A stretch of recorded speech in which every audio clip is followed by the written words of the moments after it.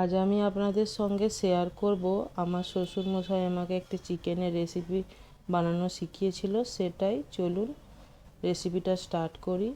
এখানে আমি কিছুটা জল নিলাম, 1 লিটারের মতো জল দিলাম কড়াইয়ে, গ্যাস জ্বেলে নিলাম। এটা চিকেন স্টুয়ের রেসিপি।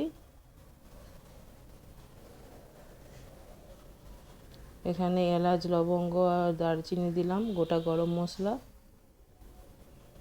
এখানে সবজিগুলো আমি চিকেন স্টুয়ের জন্য এরকম কেটেছি, দেখে নিন। গাজর, বিনস, লঙ্কা,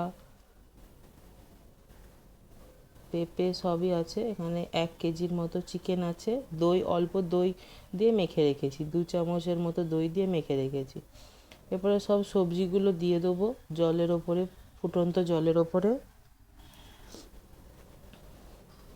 এই রেসিপিটা সবাই বানাতে পারবেন, একটু দেখলেই এটা বানানো যাবে। এখানে আমি 2 চামচ বড় চামচের লবণ দিয়ে দিলাম, আর খুব সামান্য 1 চিমটের মতো হলুদ দিলাম।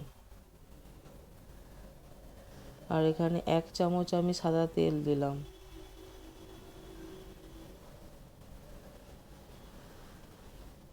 দেখুন, হলুদটা খুবই সামান্য দিতে হবে, অনেকে আবার নাও দিতে পারেন।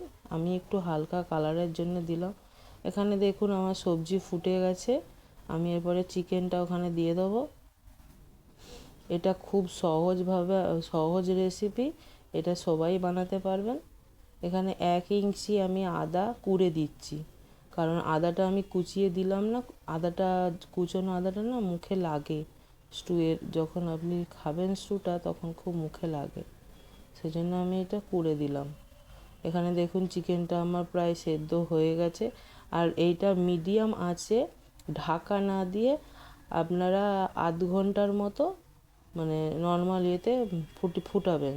এটা ফুটে ফুটে হবে, মানে ঢাকা দেওয়ার কোনো দরকার নেই। এখানে আমি কিছুটা বাটার দিলাম, আর গোলমরিচ গুঁড়ো দেবো, আপনারা গোটাও দিতে পারেন। আর বাটারটা অবশ্যই দেবেন, এতে স্টুয়ের টেস্টটা খুব ভালো হয়। এই রেসিপিটা আমি আমার শ্বশুরমশাইয়ের কাছ থেকে শিখেছিলাম।